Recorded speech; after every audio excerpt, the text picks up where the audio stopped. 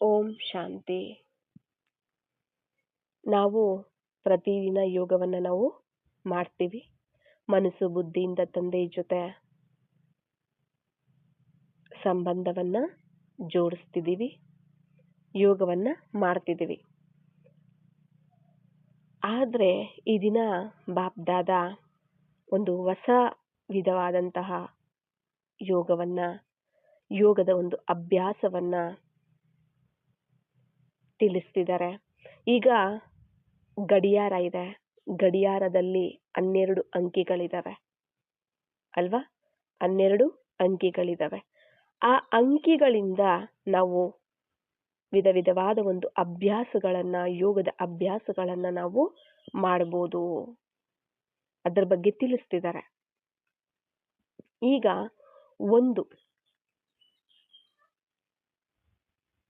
ಗಡಿಯಾರದಲ್ಲಿ ಆ ಒಂದು ಮುಳ್ಳು ಏನಿದೆ, 1 ಗಂಟೆ ಅಂದಾಗ, ಈಗ 1 ಗಂಟೆ ಆಗಿದೆ, ಮಧ್ಯಾಹ್ನ 1 ಗಂಟೆ ಆಗಿದೆ ಅಂದಾಗ ಯಾವ ಸ್ಮೃತಿ ಇರಬೇಕು? ಆ ಸಮಯದಲ್ಲಿ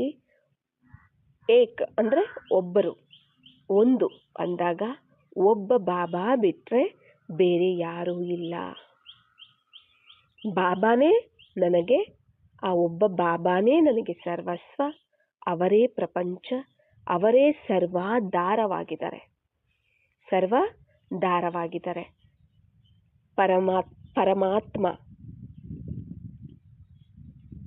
ಅಂದ್ರೆ ಪರಂಧಾಮದಲ್ಲಿ ಪರಮಾತ್ಮ ಯಾರಿದ್ದಾರೆ, ಬಾಬಾ ಯಾರಿದ್ದಾರೆ, ಅವರ ಶಕ್ತಿಶಾಲಿ ಕಿರಣಗಳ ಕೆಳಗಡೆ ನಾನು ಇದ್ದೀನಿ ಅನ್ನೋ ಒಂದು ಅಭ್ಯಾಸವನ್ನ ಮಾಡಬೇಕು. ಯಾವಾಗ? 1 ಗಂಟೆ ಸಮಯ ಏನಿದೆ, 1 ಗಂಟೆ ಆಗಿದೆ ಅಂತಂದಾಗ ಆಗ ನಾನು ಆತ್ಮ, ನನಗೆ ಸರ್ವಸ್ವ,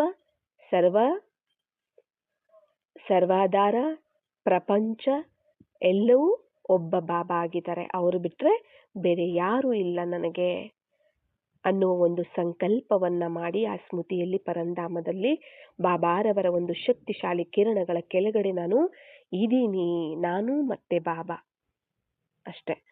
ಆಯ್ತಾ? ಅಂದ್ರೆ ಬಾಬಾರವರ ಕೆಳಗಡೆ ನಾನು ಅವರ ಶಕ್ತಿಶಾಲಿ ಕಿರಣಗಳ ಕೆಳಗಡೆ ಇದ್ದೀನಿ ಅನ್ನೋ ಒಂದು ಅಭ್ಯಾಸವನ್ನ ಮಾಡ್ಬೇಕಂದ್ರೆ ನನಗೆ ಬಾಬಾ ಬಿಟ್ರೆ ಬೇರೆ ಯಾರು ಇಲ್ಲ ಅನ್ನುವ ಒಂದು ಸ್ಮೃತಿ. ಮತ್ತೆ 2 ಗಂಟೆ ಆಯ್ತು ಅಂತಂದ್ರೆ ಮಮ್ಮ ಬಾಬಾ ಹೇಳ್ತಾರಲ್ವಾ, ಬಾಬಾ ಮುರಳಿಯಲ್ಲಿ ಫಾಲೋ ಫಾದರ್ ಮದರ್ ಅಂತ ಹೇಳ್ತಾರೆ. ಅಂದ್ರೆ ಮಮ್ಮ ಬಾಬಾರವರನ್ನ ಫಾಲೋ ಮಾಡಿ, ಅವರ ಸಮಾನ ಪುರುಷಾರ್ಥವನ್ನ ಮಾಡಿ ಅಂತ ಹೇಳ್ತಾರೆ. ಹಾಗಾಗಿ ಮಮ್ಮಾರವರ ಒಂದು ಪುರುಷಾರ್ಥ ಹೇಗಿತ್ತು, ಬಾಬಾರವರ ಒಂದು ಪುರುಷಾರ್ಥ ಹೇಗಿತ್ತು, ನಾನು ಅವರ ಒಂದು ಸಮಾನ ನಾನು ತಯಾರಾಗಬೇಕು. ಅವರ ಒಂದು ಕರ್ಮಗಳು ಯಾವ ರೀತಿ ಇತ್ತು, ಬಾಬಾರವರದ್ದು ಮಮ್ಮಾರವರ ಒಂದು ಕರ್ಮಗಳು ಯಾವ್ಯಾವ ರೀತಿ ಇತ್ತು, ಅದನ್ನ ನಾವು ನೆನಪು ಮಾಡ್ತಾ ಸ್ಮೃತಿಯಲ್ಲಿ ತರ್ತಾ ನಾವು ಅದನ್ನ ಕರ್ಮಗಳಲ್ಲಿ ಧಾರಣೆಯಲ್ಲಿ ನಾವು ತರಬೇಕಾಗತ್ತೆ. ಮತ್ತೆ ಅಂದ್ರೆ 2ನೇದಂದ್ರೆ ಮಮ್ಮ ಬಾಬಾರವರನ್ನ ಫಾಲೋ ಮಾಡುವಂಥದ್ದು. ಅವರ ಒಂದು ಪುರುಷಾರ್ಥ ಹೇಗಿತ್ತು, ಅವರ ಒಂದು ಕರ್ಮಗಳು, ಅವರ ಒಂದು ನಡವಳಿಕೆ ಹೇಗಿತ್ತು, ಅದರ ಒಂದು ಸ್ಮೃತಿಯನ್ನ ಮಾಡ್ತಾ ಅವರನ್ನ ನಾವು ಫಾಲೋ ಮಾಡುವಂಥದ್ದು. 3 ಅಂದ್ರೆ ತ್ರಿಲೋಕಗಳ ದರ್ಶನ. ಗಂಟೆ 3 ಆಗಿದೆ ಅಂದಾಗ ಯಾವ ಸ್ಮೃತಿ ಬರಬೇಕು? ತ್ರಿಲೋಕಗಳ ದರ್ಶನ ಮಾಡಬೇಕಾಗತ್ತೆ. ಬಾಬಾ ಆಗಾಗ ತಿಳಿಸ್ತಿರ್ತಾರಲ್ಲ, ಎಷ್ಟೋ ಸರಿ ಈ ಡ್ರಿಲ್ಲನ್ನ ಮಾಡಿಸಿದ್ದಾರೆ ಬಾಬ್ದಾದ. ಈಗೀಗಲೇ ಸಾಕಾರಿ ವತನವಾಸಿ, ಈಗೀಗಲೇ ಆಕಾರ ಅಂದ್ರೆ ಸೂಕ್ಷ್ಮ ವತನವಾಸಿ, ಈಗೀಗಲೇ ನಿರಾಕಾರಿ ವತನವಾಸಿ. ಅಂದ್ರೆ ಸಾಕಾರದಲ್ಲಿ ಶ್ರೇಷ್ಠ ಬ್ರಾಹ್ಮಣ ಸ್ವರೂಪ, ಮತ್ತೆ ಸೂಕ್ಷ್ಮ ವತನದಲ್ಲಿ ಫರಿಷ್ಠೆ ಡಬಲ್ ಲೈಟ್ ಆ ಒಂದು ಸ್ವರೂಪ, ಪರಂಧಾಮದಲ್ಲಿ ಅನಾದಿ ನಿರಾಕಾರಿ ಸ್ವರೂಪ. ಈ 3 ಲೋಕಗಳ ದರ್ಶನವನ್ನ ನಾವು ಮಾಡಬೇಕು. ಯಾವಾಗ? ಗಂಟೆ 3 ಅಂದಾಗ. ಮತ್ತೆ 4 ಗಂಟೆ ಅಂತಂದಾಗ ಅಂದ್ರೆ ನಮಗೆ ಸಮಯ ಇಲ್ಲ ಅಂತಲ್ಲ. ಸಮಯ ಅಂದ್ರೆ ನೀವೇನೇ ಕೆಲಸ ಕಾರ್ಯ ಮಾಡ್ತಿದ್ರೂ ಸಹ ಆ ಒಂದು ಸ್ಮೃತಿಯಲ್ಲಿ ಇರ್ತಾ ಅವುಗಳನ್ನ ನೆನಪು ಮಾಡ್ತಾ ಸ್ಮೃತಿಯಲ್ಲಿರ್ತಾ ನೀವು ಮಾಡಬಹುದು ಅಂತ ಹೇಳ್ತಿದ್ದಾರೆ. ಯಾಕಂದ್ರೆ ಕೆಲಸ ಕಾರ್ಯ ಕೈ ಮಾಡ್ತಿದೆ ಅಂದ್ರೆ ಮನಸ್ಸು ಬುದ್ಧಿ ಅದರ ಕಡೆ ಚಿಂತನೆ ನಡೀತಿರ್ಬೇಕು. ಮತ್ತೆ 4ನೇದು ಏನಾಗಿದೆ, ಗಂಟೆ 4 ಅಂತಂದಾಗ ಮಧುಬನದಲ್ಲಿ ಪಾಂಡವ ಭವನದಲ್ಲಿ 4 ಧಾಮಗಳಿದಾವಲ್ಲ, 4 ಧಾಮ್, ಇವುಗಳನ್ನ ನಾವು ದರ್ಶನ ಮಾಡಬೇಕು. ಅಂದ್ರೆ ಈಗ ಅಲ್ಲಿ ಶಾಂತಿ ಸ್ತಂಭ ಇದೆ, ಎಲ್ಲಿ ಪಾಂಡವ ಭವನದಲ್ಲಿ. ಅಲ್ಲಿ ಶಕ್ತಿಶಾಲಿಯಾಗಿ ತಯಾರಾಗಬೇಕು ಅಂದ್ರೆ ಶಾಂತಿ ಸ್ತಂಭದ ಹತ್ರ ಬಾಬಾರವರ ಒಂದು ಶಕ್ತಿಯನ್ನ ಅನುಭವ ಮಾಡುವಂತಹದ್ದು. ಮತ್ತೆ ಮನಸ್ಸಲ್ಲಿ ವ್ಯರ್ಥ ಇರುತ್ತಲ್ಲ, ಆ ವ್ಯರ್ಥವನ್ನ ತೊಲಗಿಸ್ಬೇಕು ಅಂತಂದ್ರೆ ಹಿಸ್ಟ್ರಿ ಹಾಲನ್ನ ದರ್ಶನ ಮಾಡಬೇಕು. ಹಿಸ್ಟ್ರಿ ಹಾಲಲ್ಲಿ ಹೋಗ್ಬೇಕು. ಅಲ್ಲಿ ಹಿಸ್ಟ್ರಿ ಏನೇನಿದೆ ಅದೆಲ್ಲ ಹಿಸ್ಟ್ರಿ ಫೋಟೋಗಳೆಲ್ಲ ಇದಾವಲ್ಲ, ಅವೆಲ್ಲ ನೋಡಿ ಹಿಸ್ಟ್ರಿಯನ್ನ ಮೆಲುಕಾಕ್ಬೇಕು. ಮತ್ತೆ ಬಾಬಾ ಸಮಾನವಾಗಿ ಆಗ್ಬೇಕು ಅನ್ನೋ ದೃಢ ಸಂಕಲ್ಪವನ್ನ ನಾವು ತಗೊಳ್ಬೇಕು ಅಂದ್ರೆ ಬಾಬಾ ರೂಮ್ಗೆ ಹೋಗ್ಬೇಕಾಗತ್ತೆ. ಮತ್ತೆ ಆತ್ಮಿಕ ಸಂಭಾಷಣೆ ಮಾಡ್ತಾ ಸ್ನೇಹ ಸಾಗರನ ಜೊತೆ ಸ್ನೇಹ ಪೂರಕವಾದಂತಹ ಮಿಲನ ಮಾಡ್ಕೊಳ್ಬೇಕು ಅಂದ್ರೆ ಬಾಬಾ ಕುಟೀರದ ಒಂದು ಅನುಭವವನ್ನ ಮಾಡ್ಕೊಳ್ಬೇಕು. ಅದ ಅರ್ಥ ಆಯ್ತಲ್ಲ? 4 ಧಾಮ್, 4 ಧಾಮಗಳು. 4 ಅಂದಾಗ ಫಸ್ಟ್ ಯಾವುದು? ಶಾಂತಿ ಸ್ತಂಭ, 2ನೇದು ಹಿಸ್ಟ್ರಿ ಹಾಲು, ಬಾಬಾ ರೂಮು, ಮತ್ತೆ ಕುಟೀರ. ಮನಸ್ಸು ಬುದ್ಧಿಯಿಂದ ನೀವು ಅಲ್ಲಿ ಅನುಭವ ಮಾಡ್ಕೋಬಹುದು. ಮತ್ತೆ 5 ಗಂಟೆ 5 ಅಂದ್ರೆ, ಗಂಟೆ 5 ಅಂದಾಗ ಪಂಚಸ್ವರೂಪ ಅಲ್ವಾ? ಅನಾದಿ, ದೇವತಾ, ಪೂಜ್ಯ, ಬ್ರಾಹ್ಮಣ, ಫರಿಸ್ತ. ಇವು 5 ಗಂಟೆ 5 ಆಗಿದೆ ಅಂದಾಗ ಈ ಒಂದು ಸ್ವರೂಪದಲ್ಲಿ ಅನುಭವ ಮಾಡ್ಕೋಬೇಕು. ಗೊತ್ತಿದೆಯಲ್ಲ ಸ್ವದರ್ಶನ ಚಕ್ರ ಹೇಗೆ ಸುತ್ತುವುದು, ಪಂಚಸ್ವರೂಪ ಅಭ್ಯಾಸ ಹೇಗೆ ಮಾಡೋದು ಅನ್ನೋದು ಗೊತ್ತಿದೆ. ಮತ್ತೆ 6ನ್ನ ಹಿಂದಿಯಲ್ಲಿ ಅಂದ್ರೆ ಗಂಟೆ 6 ಅಂದಾಗ ಹಿಂದಿಯಲ್ಲಿ ಏನಂತಾರೆ? ಚೆ ಅಂತಾರೆ ಅಲ್ವಾ? ಚೆ ಅಂದ್ರೆ ಬಾಬಾರವರ ಛತ್ರ ಛಾಯೆ. ಬಾಬಾ ಅಂದ್ರೆ ನಾನು ಆತ್ಮ ಯಾವಾಗಲೂ ಬಾಬಾರವರ ಛತ್ರ ಛಾಯೆಯಲ್ಲಿ ಇದ್ದೀನಿ, ಸದಾ ಬಾಬಾರವರ ಛತ್ರ ಛಾಯೆಯಲ್ಲಿ ಇದ್ದೀನಿ ಅನ್ನೋ ಅನುಭವ. ಯಾವಾಗ? ಗಂಟೆ 6 ಇದ್ದಾಗ ಬಾಬಾರವರ ಛತ್ರ ಛಾಯೆಯಲ್ಲಿ ಸದಾ ಇರುವಂತಹ ಆತ್ಮ ನಾನು, ಈ ಒಂದು ಅನುಭವ ಮಾಡ್ಕೋಬೇಕು ಆ ಸಮಯದಲ್ಲಿ. ಮತ್ತೆ 7 ಗಂಟೆ 7 ಅಂದಾಗ ಈಗ ಸದ್ಗುಣಗಳು, ಸತ್ವಗುಣಗಳು ಗೊತ್ತಿದೆಯಲ್ಲ, ಅವು ನೆನಪು ಬರಬೇಕು. ಆ ಗುಣಗಳ ಒಂದು ಸುಗಂಧವನ್ನ ನಾವು ಹರಡಿಸ್ಬೇಕು. ಯಾವುದು 7 ಗುಣಗಳು ಗೊತ್ತಿದೆಯಲ್ಲ? ಪವಿತ್ರತೆ, ಶಾಂತಿ, ಶಕ್ತಿ, ಜ್ಞಾನ, ಪ್ರೇಮ, ಸುಖ, ಆನಂದ. ಈ ಒಂದು ಆ ಗುಣಗಳ ಸ್ವರೂಪದಲ್ಲಿ ಸ್ಥಿತರಾಗಿ ಆ ಗುಣಗಳ ಸುಗಂಧವನ್ನ ಹರಡಿಸ್ಬೇಕು. ಆಯ್ತಾ? ಮತ್ತೆ 8ನೇದು ಗಂಟೆ 8 ಅಂದಾಗ ಅಷ್ಟ ಶಕ್ತಿಗಳು ನೆನಪು ಬರಬೇಕು. ಅಷ್ಟಶಕ್ತಿಗಳ ಬಣ್ಣ ಬಣ್ಣದ ಕಿರಣಗಳನ್ನ ಬಾಬಾರವರಿಂದ ಅನುಭವ ಮಾಡ್ಕೋಬೇಕು. ಅಷ್ಟಶಕ್ತಿಗಳು ಸಹ ನಿಮಗೆ ಗೊತ್ತಿದೆ ಯಾವ್ಯಾವುದನ್ನು. ಸಹನ ಶಕ್ತಿ ಇದಾವಲ್ಲ, ಸಂಕೀರ್ಣ ಶಕ್ತಿ, ಎದುರಿಸುವಂತಹ ಶಕ್ತಿ. ಈಗ ಅಷ್ಟ ಶಕ್ತಿಗಳು 8 ಶಕ್ತಿಗಳೇನಿದಾವೆ, ಆ 8 ಶಕ್ತಿಗಳ ಬಣ್ಣ ಬಣ್ಣದ ಕಿರಣಗಳು ಬಾಬಾರವರಿಂದ ನಾವು ಅದನ್ನ ಅನುಭವ ಮಾಡ್ಕೋಬೇಕು.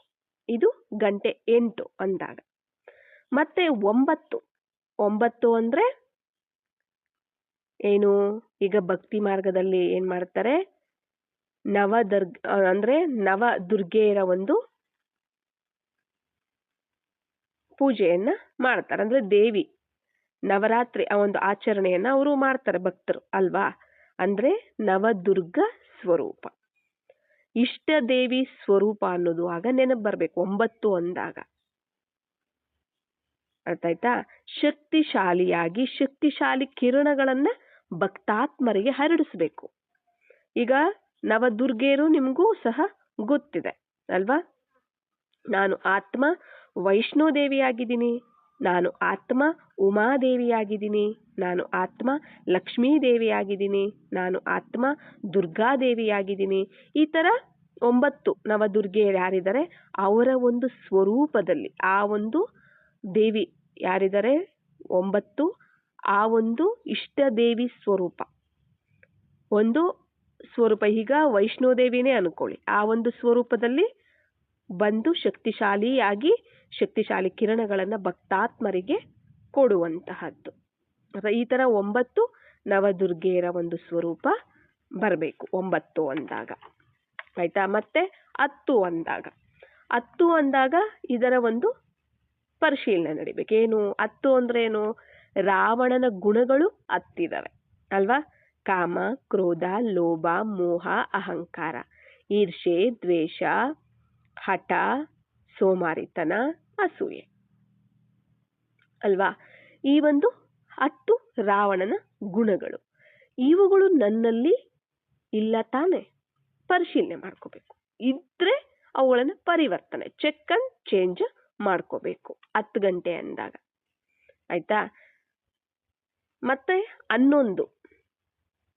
11 ಅಂದ್ರೆ ಒಂದರ ಪಕ್ಕ ಒಂದು ಪಕ್ಕ ಇನ್ನೊಂದಿರುತ್ತೆ ಅಲ್ವಾ? 11 ಅಂದ್ರೆ ಒಂದು ಮತ್ತೆ ಇನ್ನೊಂದು, ಒಂದರ ಪಕ್ಕ ಇನ್ನೊಂದು ಒಂದಿರುತ್ತೆ. 11 ಅಂದ್ರೆ ನಾನು ಮತ್ತೆ ನನ್ನ ಬಾಬಾ, ಒಂದರ ಪಕ್ಕ ಇನ್ನೊಂದು ಇದ್ರೆ 11 ಆಗತ್ತೆ, ಆಯ್ತಲ್ಲ? ಆವಾಗ ಯಾವ ಸ್ಮೃತಿ ಇರ್ಬೇಕು 11 ಗಂಟೆ ಅಂದಾಗ? ಬೆಳಿಗ್ಗೆ 11 ಗಂಟೆ, ನೈಟ್ 11 ಗಂಟೆ ಮಲಗಿರ್ತೀವಿ ಅಲ್ವಾ? ಬೆಳಿಗ್ಗೆ 11 ಗಂಟೆ, ನೈಟ್ 10 ಗಂಟೆ ಮಲಗಿದ್ರು ಸಹ ಬೆಳಿಗ್ಗೆ 10 ಗಂಟೆ ತಗೊಳ್ಬೋದು ನಾವು. ಬಾಬಾ, ನಾನು ಮತ್ತೆ ನನ್ನ ಬಾಬಾನೇ ನನ್ನ ಸರ್ವಸ್ವ ಆಗಿದ್ದಾರೆ. ನಿರಂತರವಾಗಿ ಒಬ್ಬ ಬಾಬಾರವರ ಸಾಂಗತ್ಯದಲ್ಲಿ ಇರುವಂತಹದ್ದು, ಒಬ್ಬರ ಶ್ರೀಮತದಂತೆಯೇ ನಡೆಯುವಂತಹದ್ದು, ಆ ಒಬ್ಬರ ಜೊತೆನೆ ಸರ್ವ ಸಂಬಂಧಗಳನ್ನ ಅನುಭವ ಮಾಡುವಂತಹದ್ದು. ನಾನು ಮತ್ತೆ ಬಾಬಾ ಕಂಬೈನ್ಡ್ ಸ್ವರೂಪ. ಇದಕ್ಕೆ 11 ಗಂಟೆಗೆ ಇದು ಬರುತ್ತೆ. ನಾನು ಮತ್ತೆ ನನ್ನ ಬಾಬಾ, ಅವರೇ ನನ್ನ ಸರ್ವಸ್ವ, ಅವರೇ ನನ್ನ ಸರ್ವಾಧಾರ, ಪ್ರಪಂಚ ಆಗಿದ್ದಾರೆ. ಸದಾ ಅವರ ಸಾಂಗತ್ಯದಲ್ಲೇ ಇದ್ದು ಅವರ ಶ್ರೀಮತದಂತೆಯೇ ನಡ್ಕೊಂಡು ಸರ್ವ ಸಂಬಂಧಗಳನ್ನ ಅವರ ಜೊತೆನೆ ಅನುಭವ ಮಾಡ್ಕೊಳ್ತಾ ಇರ್ಬೇಕು, ಕಂಬೈನ್ಡ್ ಆಗಿರ್ಬೇಕು. ಇದು 11. ಮತ್ತೆ 12 ಅಂತಂದಾಗ 12 ಗಂಟೆ ಅಂದಾಗ ಯಾವ ಸ್ಮೃತಿ ಬರಬೇಕು? ಭಾರತದ ಪ್ರಸಿದ್ಧ 12 ಜ್ಯೋತಿರ್ಲಿಂಗಗಳು, ಅವುಗಳನ್ನು ದರ್ಶನ ಮಾಡಬೇಕು. ಅಲ್ಲಿರುವಂತಹ ಭಕ್ತರಿಗೆ ಪರಮಾತ್ಮನ ಪ್ರೇರಣೆ ಸಂದೇಶವನ್ನ ಕೊಡಬೇಕು. ಪರಮಾತ್ಮನ ಸಂದೇಶವಾಹಕರಾಗಿ ಅವರ ಸತ್ಯ ಪರಿಚಯವನ್ನ ಕೊಡಬೇಕು. ಆಯ್ತಲ್ಲ? 12 ಅಂದ್ರೇನು? ಈಗ 12 ಜ್ಯೋತಿರ್ಲಿಂಗಗಳು, ಭಾರತದಲ್ಲಿ ಪ್ರಸಿದ್ಧವಾದಂತಹ 12 ಜ್ಯೋತಿರ್ಲಿಂಗಗಳೇನಿದಾವೆ ಅವುಗಳನ್ನ ಮನಸ್ಸು ಬುದ್ಧಿಯಿಂದ, ಆಯ್ತಾ, ದರ್ಶನ ಮಾಡ್ತಾ ಅಲ್ಲಿ ಬರ್ತಿರ್ತಾರಲ್ಲ ಭಕ್ತರು, ಅವರನ್ನ ನೀವು ಅವರನ್ನ ನೋಡ್ತಾ ನೀವು ಪರಮಾತ್ಮನ ಒಂದು ಪ್ರೇರಣೆ ಏನಿದೆ, ಅವರ ಒಂದು ಸಂದೇಶ ಏನಿದೆ ಅದನ್ನ ಪರಮಾತ್ಮನ ಸಂದೇಶ ವಾಹಕರಾಗಿ ಫರಿಸ್ತೆ ರೂಪದಲ್ಲಿ ಅವರಿಗೆ ಪರಮಾತ್ಮನ ಸತ್ಯ ಪರಿಚಯವನ್ನ ಕೊಡಬೇಕು. ಈಗ 12 ಅಂದ್ರೆ ಒಂದು ಚಕ್ರ ಪೂರ್ತಿ ಮಾಡ್ಕೊಂಡಿರುವಂದ್ರ ಒಂದು ಗುರುತದು, ಅಂದ್ರೆ ಸಂಪೂರ್ಣತೆಗೆ ಗುರುತು. 12 ಅಂದ್ರೆ ಒಂದು ಚಕ್ರ ಫುಲ್ ಆಯ್ತು, 1 ರಿಂದ 12 ಅಷ್ಟೇ ತಾನೇ ಗಡಿಯಾರದಲ್ಲಿ ಇರುತ್ತೆ. ಅಂದ್ರೆ ಅದು ಒಂದು ಚಕ್ರ ಪೂರ್ಣ ಆಯ್ತು ಅಂದ್ರೆ ಸಂಪೂರ್ಣತೆಗೆ ಗುರುತದು. ಹಾಗೇನೆ ನಾವು ಈ ಸಮಯದಲ್ಲಿ ನಮ್ಮನ್ನ ನಾವು, ಅಂದ್ರೆ ಆ ಸಮಯ ಅಂದ್ರೆ 12ರಲ್ಲೇ ಬರ್ಬೇಕಿದು ಸಹ, ನಮ್ಮನ್ನ ನಾವು ಪರಿಶೀಲನೆ ಮಾಡ್ಕೋಬೇಕು. ಮನೆಗೆ ಈಗ ನಾವು ವಾಪಸ್ ಹೋಗ್ಬೇಕು, ಸದಾ ಎವರಡಿ ಆಗಿರ್ಬೇಕು, ಪರಿಶೀಲನೆ ಮಾಡ್ಕೋಬೇಕು. ಮತ್ತೆ ಯಾವ ಸ್ಮೃತಿ ಇರಬೇಕು? ನಾವೀಗ ಮನೆಗೆ ವಾಪಸ್ ಹೋಗ್ಬೇಕು, ಸಂಪೂರ್ಣತೆಗೆ ಗುರುತಲ್ವಾ? ಲಾಸ್ಟ್ ಇದು. ಸಂಪೂರ್ಣತೆಗೆ ಗುರುತು. ಸಂಪೂರ್ಣರಾಗಿ ಮನೆಗೆ ವಾಪಸ್ ಹೋಗ್ಬೇಕು ಅಲ್ವಾ. ಮತ್ತೆ ಮನೆಗೆ ಹೋಗೋದಕ್ಕೆ ಯಾವ ಸಮಯ ಆದ್ರೂ ಸಹ ಎವರ್ ರೆಡಿ ಆಗಿರ್ಬೇಕು. ಯಾವ ಸಮಯನ ಅಚಾನಕ್ ಆದ್ರೂ ಸಹ, ಈಗಂದ್ರೆ ಹೀಗೆ ಎವರ್ ರೆಡಿ ಬಾಬಾ ಅನ್ನೋ ತರ ಇರಬೇಕು. ಆ ತರ ಒಂದು ಸಂಪನ್ನ ಸ್ಥಿತಿಯನ್ನ ನಾವು ತಯಾರು ಮಾಡ್ಕೋಬೇಕು. ಅರ್ಥ ಆಯ್ತಲ್ಲ. 12 ಅಂದಾಗ ಈ ಒಂದು ಫರಿಸ್ತೆಯಾಗಿ ನಾವು ಅಲ್ಲೆಲ್ಲ ಸಂದೇಶವನ್ನ ಪರಮಾತ್ಮನ, ಈಗ ಫರಿಸ್ತೆ ಸಂಪೂರ್ಣ ಸ್ಥಿತಿ ತಾನೆ. ಫರಿಸ್ತೆ ಏನು? ಸಂಪೂರ್ಣ ಬ್ರಾಹ್ಮಣರ ಒಂದು ಸಂಪೂರ್ಣ ಒಂದು ಸ್ವರೂಪನೇ ಫರಿಸ್ತೆ ಆಗಿದೆ. ಮತ್ತೆ ಫರಿಸ್ತೆಯಾಗಿ ಏನ್ ಮಾಡ್ಬೇಕಾಗತ್ತೆ?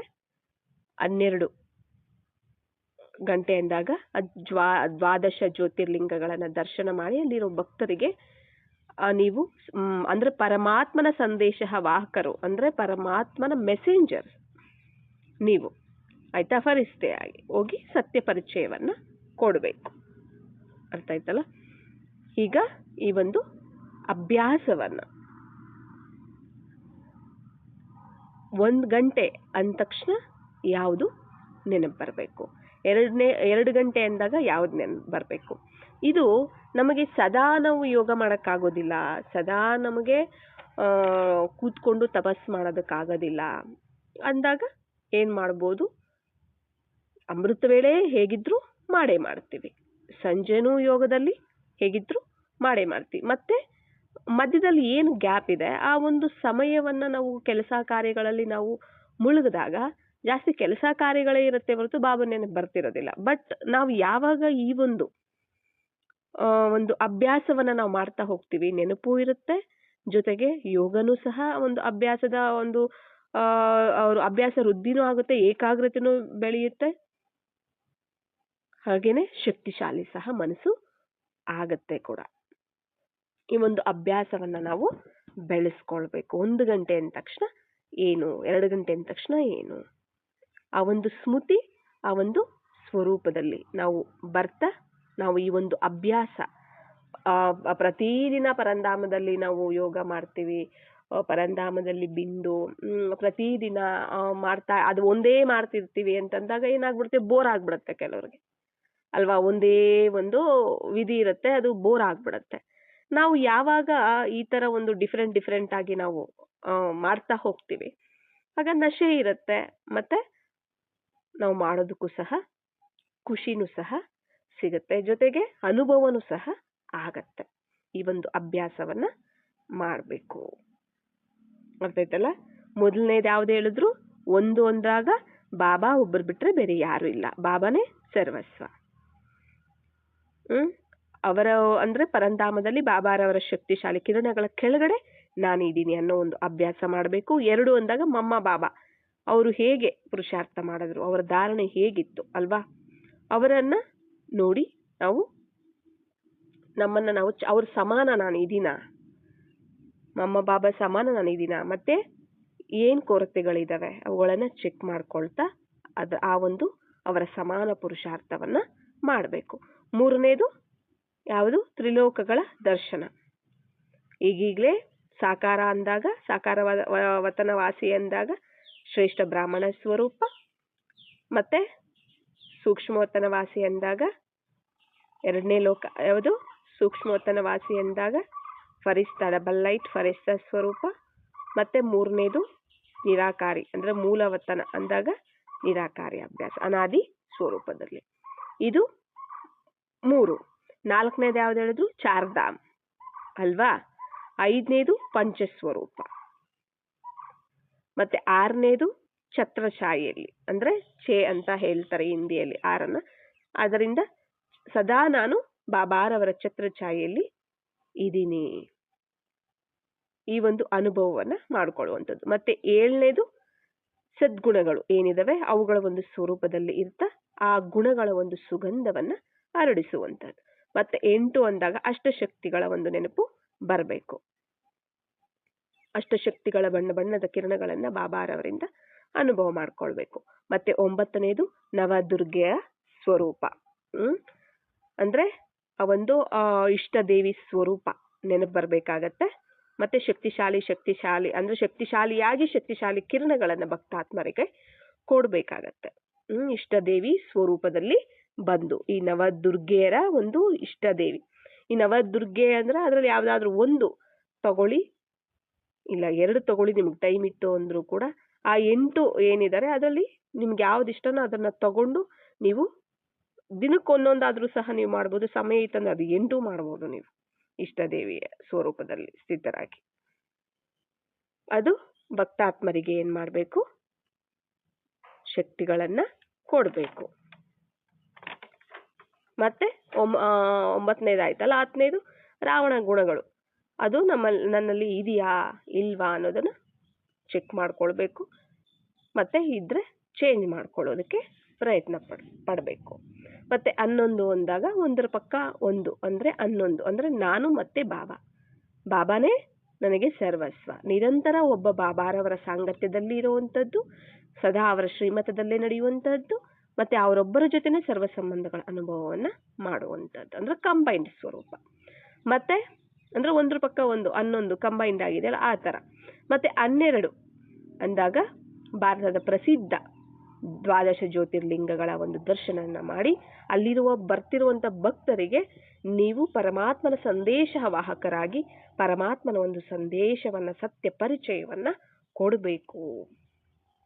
ಮತ್ತೆ ನಿಮಗೆ ಸದಾ ನೆನಪಿರಬೇಕು, ಈಗ ಮನೆಗೆ ಹೋಗುವಂತಹ ಸಮಯ ಅನ್ನುವ ಒಂದು ನೆನಪು ಸಹ ಇರಬೇಕು. ಪರಿಶೀಲನೆ ಮಾಡ್ಕೋಬೇಕು, ಈಗ ನಾನು ರೆಡಿ ಆಗಿದ್ದೀನಾ ಅನ್ನೋದನ್ನು ಸಹ ಪರಿಶೀಲನೆ ಮಾಡ್ಕೊಳ್ಬೇಕು. ಇದು ಈ ಒಂದು ಅಭ್ಯಾಸವನ್ನ ಮಾಡ್ತಾ ಹೋದಂತೆ ನಮ್ಮ ಒಂದು ಬುದ್ಧಿ ಶಕ್ತಿನೂ ಸಹ ವೃದ್ಧಿಯಾಗುತ್ತೆ, ಮನಸ್ಸು ಸಹ ಶಕ್ತಿಶಾಲಿಯಾಗಿರುತ್ತೆ, ಜೊತೆಗೆ ವ್ಯರ್ಥ ಕಂಟ್ರೋಲ್ ಆಗ್ತಾ ಹೋಗುತ್ತೆ. ಆಯ್ತಾ? ಪರವಾಗಿಲ್ಲ, ಒಂದೊಂದು ಟೈಮ್ ಮರುತ್ತೆ, ಯಾಕಂದ್ರೆ ಅಭ್ಯಾಸ ಇಲ್ಲದೆ ಇರೋ ಕಾರಣ ಅದೇನಾಗ್ಬಿಡುತ್ತೆ, ಒಂದೊಂದು ಟೈಮ್ ಮರೆತು ಹೋಗ್ಬಿಡುತ್ತೆ. ಪರವಾಗಿಲ್ಲ, ಮತ್ತೆ ಅದರ ಒಂದು ಅಭ್ಯಾಸವನ್ನ ನಾವು ಮಾಡ್ತಾ ಹೋದಂತೆ ಮರೆತರು ಮತ್ತೆ ನೆಕ್ಸ್ಟ್ ಮತ್ತೆ ಅದನ್ನೇ ಮತ್ತೆ ಅಲರ್ಟ್ ಆಗಿರ್ತಾ ಅದ್ರ ಕಡೆ ಗಮನ ಕೊಡ್ತಾ ಪದೇ ಪದೇ ಗಮನ ಕೊಡುತ್ತೆ. ಈ ಒಂದು ಅಭ್ಯಾಸವನ್ನ ನಾವು ಮಾಡೋದ್ರಿಂದ ಏನಾಗುತ್ತೆ, ವ್ಯರ್ಥ ಇವೆಲ್ಲವೂ ಸಹ ಕಂಟ್ರೋಲ್ ಆಗುತ್ತೆ, ಮತ್ತೆ ಯೋಗದ ಶಕ್ತಿನೂ ಸಹ ವೃದ್ಧಿ ಆಗತ್ತೆ. ಎಲ್ಲದರ ಒಂದು ಅನುಭವನೂ ಸಹ ಬಾಬಾ ಮಾಡಿಸ್ತಾರೆ ಕೂಡ ಅಲ್ವಾ. 12 ಗಂಟೆ ಅಂದಾಗ 12 ತರದ ನಾವು ಅನುಭವವನ್ನು ನಾವು ಮಾಡ್ಬೋದು. ಸಮಯ ಇಲ್ಲ ಅಂತ ಮಾತ್ರ ಹೇಳ್ಬೇಡಿ, ಆ ಕೆಲಸ ಇದೆ, ಈ ಕೆಲಸ ಇದೆ, ಆಫೀಸಲ್ಲಿ ಬಿಸ್ನೆಸ್, ಅದು ನೀವೇನೇ ಮಾಡ್ತಿದ್ರು ಸಹ ಆ ಒಂದು ಸ್ಮೃತಿ ಎಲ್ಲಿ ಇರ್ತಾ ನೀವೇನ್ ಮಾಡ್ಬೇಕಾಗತ್ತೆ ಮಾಡ್ತಾ ಹೋಗಿ. ಅಭ್ಯಾಸ ಆಗ್ಬಿಡ್ತು ಅಂದ್ರೆ ಅದು ನಿಮ್ಗೆ ಈಸಿ ಆಗ್ಬಿಡತ್ತೆ. ಅಚ್ಚಾ, ಓಂ ಶಾಂತಿ.